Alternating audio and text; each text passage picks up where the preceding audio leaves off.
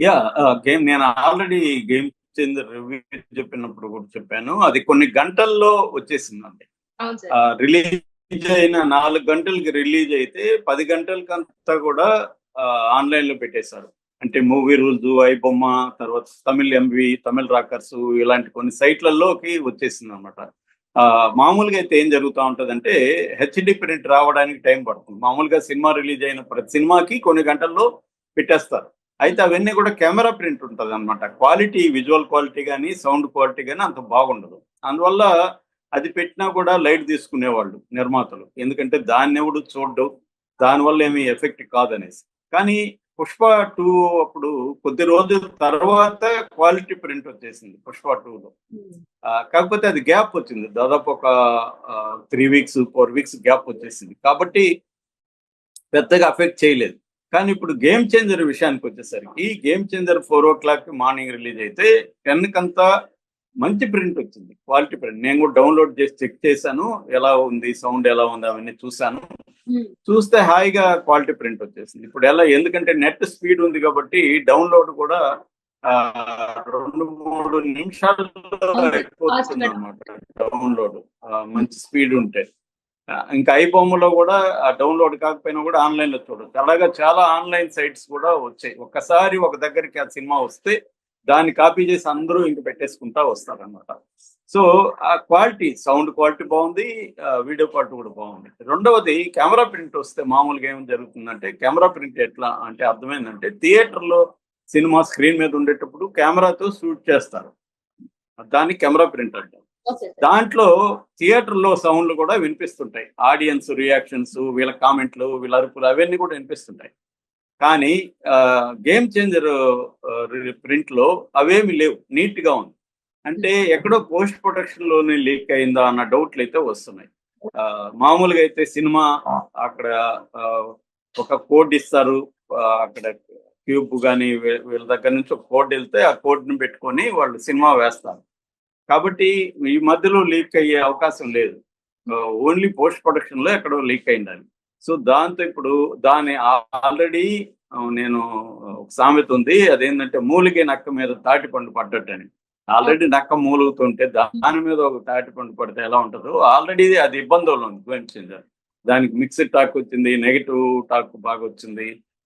దానికి కౌ ఆహ్, తమిళ్‌లో ఫర్ ఎగ్జాంపుల్ చాలా సినిమాలు కౌంటర్‌గా మగ మ 'మదగధరాజా' లాంటి సినిమాలు గట్టి పోటీ ఇస్తున్నాయి. హ్మ్. కాబట్టి తమిళ్‌లో కలెక్షన్‌లు పడిపోయినాయి. హిందీలో గూడా బలమైన కలెక్షన్ లేవు. ఫస్ట్ డే తర్వాత హిందీలో గూడా డ్రాప్ అయినాయి.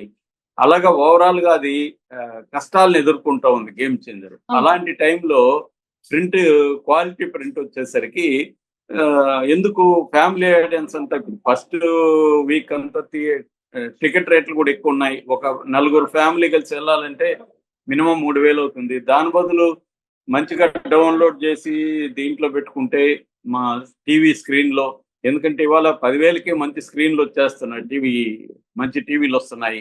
సో, ఇవాళ 40, 50,000 పెట్టుకొని బ్రహ్మాండమైన టీవీలు పెట్టుకుంటున్నారు ఇళ్ళల్లో. అందరూ కూర్చొని హ్యాపీగా గేమ్ చేంజర్ చూసేసుకుంటున్నారు. సో, హ్మ్. దీనివల్ల సినిమా మీద బాగా ఎఫెక్ట్ పడింది. అలాగే 'డాకు మహారాజ్' సినిమా గూడా వచ్చింది. మొన్నెవరో పెట్టారు గూడా. నిన్న గాకుండా మొన్న హ్మ్. బస్సుల్లో సంక్రాంతికి మొత్తం హైదరాబాద్ నుంచి ఆంధ్రప్రదేశ్‌కి సంక్రాంతికి బస్సులు కొన్ని వందల వేలొచ్చాయి కదా!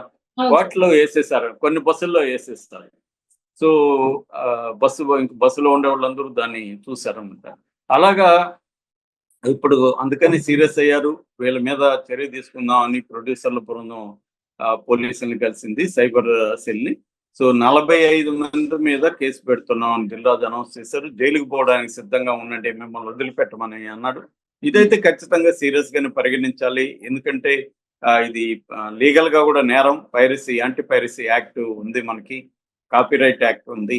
సో, ఖచ్చితంగా వాళ్ళకి మినిమమ్ 3 ఏళ్ళు జైలు శిక్ష పడే అవకాశం కూడా ఉంది. కాకపోతే ప్రూవ్ చేయాలి వాళ్ళు చేశారని. ఇవాళ ప్రూవ్ చేయడం కూడా పెద్ద కష్టం కాదు. ఉన్న టెక్నాలజీ కరెక్ట్‌గా గాని, సీరియస్‌గా అనుకుంటే ఎక్కడ ఫస్ట్ ఏ ఐపీ అడ్రెస్‌లు పెట్టారు ఇవన్నీ పట్టుకోవచ్చు. మామూలుగా ఏం చేస్తారంటే ఓటీటీ సినిమాలు వచ్చినప్పుడు ఏం చేస్తారంటే స్క్రీన్ క్యాప్చరింగ్ సాఫ్ట్‌వేర్స్ ఉంటాయన్నమాట. మన స్క్రీన్‌లో ఫిల్మ్ గాని, ఈ ఫిల్మ్ అనే కాదు ఎనీ వీడియో స్క్రీన్‌లో ప్లే అవుతుంటే దాన్ని యాజ్ ఇట్ ఈస్‌గా కాపీ చేస్తాయి సాఫ్ట్‌వేర్‌లు. ఆ కాపీ చేసినాక రికార్డ్ చేస్తాయి అనమాట. రికార్డ్ చేసినాక ఎడిటింగ్ కూడా దాంట్లో చేసుకోవచ్చు మనం. సో అలాంటి టెక్నాలజీ ఎప్పటి నుంచో ఉంది, ఇదేం కొత్త టెక్నాలజీ కాదు. సో అది ఈజీ అయిపోతుంది అనమాట. అలాగా కాపీ కాకుండా వాళ్ళు ఎన్నో జాగ్రత్తలు తీసుకున్నా కూడా దాన్ని బ్రేక్ చేసే సాఫ్ట్వేర్లు వచ్చేస్తాయి. ఇప్పుడు కూడా హ్యాకర్స్ అడ్వాన్స్డ్గా ఉంటారు టెక్నాలజీలో. సో అలాగా క్వాలిటీ ఓటీటీలో వస్తే క్వాలిటీ వచ్చేస్తుంది. అది ఓటీటీలకు దెబ్బ, కానీ ప్రొడ్యూసర్లకు పెద్ద దెబ్బ ఉండదు, పెద్ద ప్రొడ్యూసర్కి. ఎందుకంటే ఓటీటీలకి అమ్మేసుకుంటారు కాబట్టి అది ఓటీటీలకి ప్లాట్ఫామ్స్ కి ఇబ్బంది, కానీ వీళ్ళకు ఉండదు. కానీ ఇప్పుడు రిలీజ్ అయిన రోజే క్వాలిటీ ప్రింట్ రావడం అనేది రెగ్యులర్ గా జరగదు. నేను ఇందాక చెప్పినట్టు కెమెరా ప్రింటే వస్తుంటది. కానీ ఈ రెండు దీంట్లో మాత్రం పుష్ప దీంట్లో మాత్రం వచ్చింది. ఇప్పుడు ఇది కూడా డాకు మహారాజ్ కూడా వచ్చిందని చెప్తున్నారు. నేనైతే చెక్ చేయలేదు ప్రింట్, కానీ డాకు మహారాజ్ కూడా వచ్చిందని చెప్తున్నారు. సో ఇది ఖచ్చితంగా సినిమాని దెబ్బతీస్తుంది. ప్రొడ్యూసర్లో ఆల్రెడీ ఇబ్బందుల్లో ఉన్న ప్రొడ్యూసర్ల మీద పైరసీ అనేది చాలా పెద్ద నెగిటివ్ ప్రభావం చూపిస్తుంది. చూడొద్దు అని మనం ఎంత అప్పీల్ చేసినా అది వర్కౌట్ చేయదు.